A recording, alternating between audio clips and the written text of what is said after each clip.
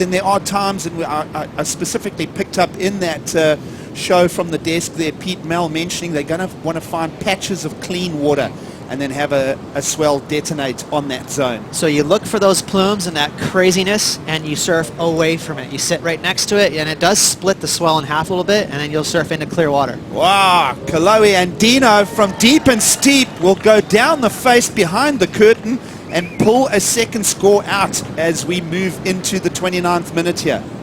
That was just a nice stroke of luck there for Kolohe Andino. Again, he was kind of trying to create some distance from Adriano de Souza, and that was a nice A-frame. A good little left-hander came right to him, right on cue. We were talking about that clear water, and that's rare. A lot of times you see waves come into kind of all that whitewashy soup, but that one had a nice green wall.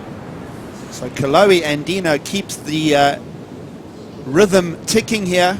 Opened with the 383 on his forehand, but a deep, much steeper later takeoff here, Ross. And that'll really come into the score line for the judges. They'll factor that in.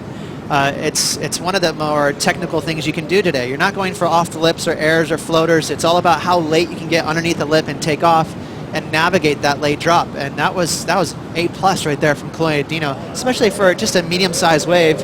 A pretty technical effort there. How about the steepness of that entry down that bowl?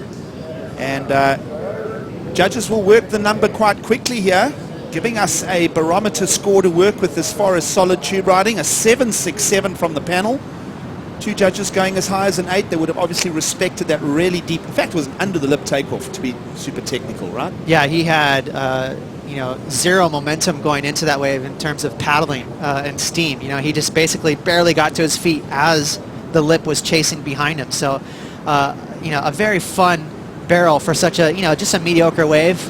Again, just 2 strokes. He barely had 2 strokes there, and he got to his feet. So the wave was trying to suck him up the face, and then finally it caught him, and he slid down right in the barrel. 0 bottom turn. And you see that more and more in the last 10 years. These guys make it look too easy. Wow. Near vertical wave face for Kolohe to claw his way down, and he does it with aplomb and ease.